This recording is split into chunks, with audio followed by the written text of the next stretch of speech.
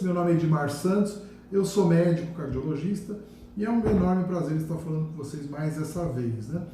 O colega aí, o Zig Sputnik, pediu para que eu falasse um pouco sobre termografia e termologia médica. E é um prazer, vamos lá, vamos tentar, né? Carolina, pode mostrar aqui pra gente? Que exames de imagem, nada melhor do que você ver algumas imagens para você tirar suas próprias conclusões, né?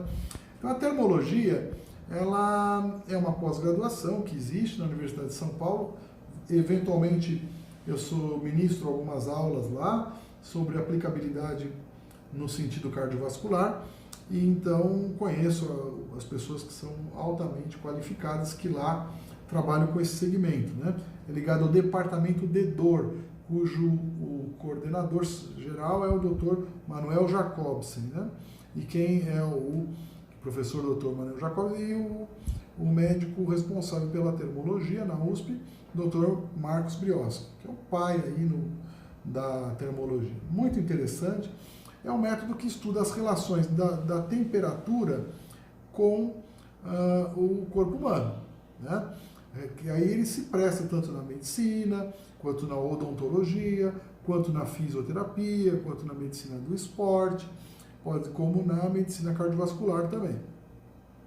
Então, tem a ver com febre, né? Pensa em termômetro e etc. A primeira coisa que nos vem à cabeça fala de temperatura, porque é uma das coisas mais primitivas que a gente tem na medicina, não é verdade? Mas a termografia vai muito além disso, né? Ela vai com a termografia de contato, onde pequenos sensores são colocados na pele do indivíduo, e esses sensores colocados na pele do indivíduo são capazes de captar temperatura, mínimas diferenças, e serem jogados num software que vai analisar aí graficamente as mínimas diferenças de temperatura encontradas, né? E a gente também tem a termografia por radiação infravermelha.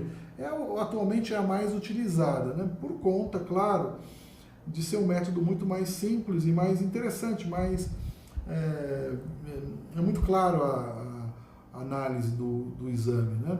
E ele é possível porque a pele humana funciona como um contraste, né? Desde que a sala esteja climatizada, ele é um exame bastante interessante. Você vai ver o quê? Assimetrias, diferença de temperatura entre um lado e outro, hotspots, que são pontos quentes, característicos de algumas enfermidades relacionadas à dor, se há um aumento de temperatura, por exemplo, numa neuropatia, ou num quadro inflamatório, álgico, que há uma migração de células de defesa, um aumento do fluxo para aquele local para fazer o reparo, ou num processo isquêmico, onde há diminuição da temperatura. E aí, como vocês podem ver aqui, para tanto, a gente usa o quê? Um termovisor, que é um visor de radiação infravermelha. Ele avalia o quanto aqui da pele humana ela emitiu de radiação infravermelha. Por que é um exame bom nesse sentido? Porque o material ideal para fazer análises termográficas é chamado corpo negro na física, porque ele capta, e o que ele capta ele emite de volta 100%. O corpo humano, 98%. Então você faz alguns ajustes no aparelho para que essa emissividade seja de 98%. Para outros materiais na área de engenharia, você usa com valores diferentes. Tem que saber exatamente o material que você está analisando para ver o quanto de radiação infravermelha é emitida. Essa radiação infravermelha é transformada em temperatura por modelos matemáticos muito precisos e vai transformar-se em termogramas, que é isso aqui, ó. Isso aqui é um termograma desta mulher. Nós estamos vendo aqui mais vermelho, mais calor, né? Aqui na testa, bochecha mais fria, mas ela está simétrica. Existe uma simetria dos dois lados, não é verdade? Então é assim que são que são feitos os exames termográficos, né? E a qual aplicabilidade? Vamos citar algumas aqui, por exemplo. Aqui é uma tese de doutorado de uma amiga minha, doutora Luciane Balbinot, que fez o doutorado dela na Universidade Federal do Rio Grande do Sul, e ela é professora da pós-graduação aqui da USP de termografia, né? Então nós vemos aqui um termograma, veja o normal, vamos primeiro para o normal. Um pé normal, aqui após você resfriar o pé, como é que fica? E aqui normal, imagem basal e após resfriar. Olha lá o indivíduo com neuropatia, vocês estão vendo esse padrão heterogêneo, essa anisotermia, olha a diferença de um pé para o outro, que se intensifica após a colocação no frio, né? Outras finalidades, então você consegue, antes de ter outros métodos, fazer esse diagnóstico, que é um diagnóstico funcional, não anatômico. Então é um método que pode contribuir tanto no diagnóstico quanto na terapêutica empreendida, né? Você já vai vendo os resultados, né? Outro, aqui é uma imagem do pessoal da Universidade Federal de Pernambuco, né? Na análise para ver mamas, né? Para ver principalmente mamas densas, onde a mamografia acaba tendo uma certa limitação, mamas densas de jovens. Então, isso aqui é uma imagem de mamas. Tem gente aqui em São Paulo,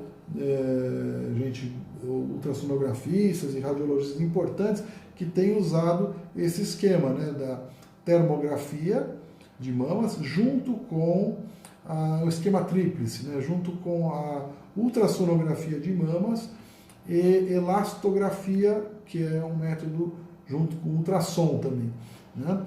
Então é um método que tem gente estudando, tem gente trabalhando. A doutora Lucy Kerr tem feito estudos interessantes nesse campo. É uma pessoa bastante renomada aí no campo da ultrassonografia. Aqui, isso aqui é um estudo, essa outra imagem, de um coração e uma cirurgia de ponte safena mamária, né? Então vocês vejam, dá para, usando a termografia, avaliar a qualidade do enxerto da ponte, se ficou boa ou se ficou ruim, pela temperatura. Se a temperatura for alta, é porque o enxerto está bom naquele momento colocado, como é o caso aqui, né? Aqui, análise onde vai fazer a amputação. Está vendo aqui totalmente isquêmico essa região, vai fazer uma amputação um pouco mais para baixo, né? Então ele pode ajudar ao cirurgião vascular? Pode, né? Depende do cirurgião também, né? Mas pode sim ser algo a ser utilizado no futuro para análise de onde vai fazer a amputação. O que eu tenho mais me dedicado é o estudo da termografia para aplicação da avaliação do risco cardiovascular. E a gente usa as mãos como uma superfície para esse tipo de análise, né? Então, nós observamos uma imagem em repouso, depois nós insuflamos um aparelho de pressão no braço da pessoa, né?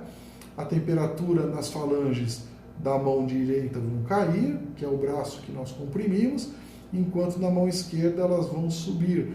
Então nós conseguimos tanto ver a reatividade vascular para cima e para baixo, ou seja, vasoconstrição e vasodilatação, como a integridade do sistema nervoso simpático. Na pele a gente só tem sistema nervoso neurovegetativo simpático. E uma disfunção dessa hiperatividade simpática faz com que a temperatura caia, é um indicador de mau prognóstico, né? Nós demonstramos que indivíduos que tinham hiperatividade simpática tinham 6 vezes mais risco de ter placas incarótidas do que aqueles que tinham um resultado normal, né? E aqui você tira o aparelho de pressão do braço da pessoa, que estava insuflado, e o sangue volta e aumenta a temperatura, se for normal. E tem gráficos, tem modelos que a gente usa, que já demonstramos em congresso a efetividade dessa ação, né? Aqui, no caso da medicina do esporte, também é utilizada, né? O pessoal da fisioterapia usa legal, e esportes, aqui é um site aí da Daniele Quinto de Souza, é uma fisioterapeuta que trabalha com essa metodologia, né? E tem também, para avaliação da obesidade, existe também instrumentos que avaliam a calorimetria que vê qual a taxa metabólica da pessoa pela temperatura, obviamente, que é uma forma bastante inteligente e interessante de você avaliar também a calorimetria, o quanto, se a dieta está funcionando, se não está, quanto que tem que fazer de exercício, você consegue ajudar na sua programação disso, né? E tem também a sociedade, né, que é a Abraterm, Associação Brasileira de Termografia Médica, né? E seu jornal, que é o Pan American Journal of Medical Thermography, que é um periódico indexado, né? Bastante interessante, que trata das novidades desse assunto. E aqui está o Atlas que eu falei para vocês, ó. Tem até, hoje o mundo moderno, né, tem até ele no celular, você consegue ver o que seria um Atlas da temperatura normal para cada região do corpo, não é? Bom, então, grosseiramente, muito grosseiramente, porque a termografia é uma pós-graduação, né? Eu espero ter contribuído com a tua dúvida aí, Sputnik, tá bom?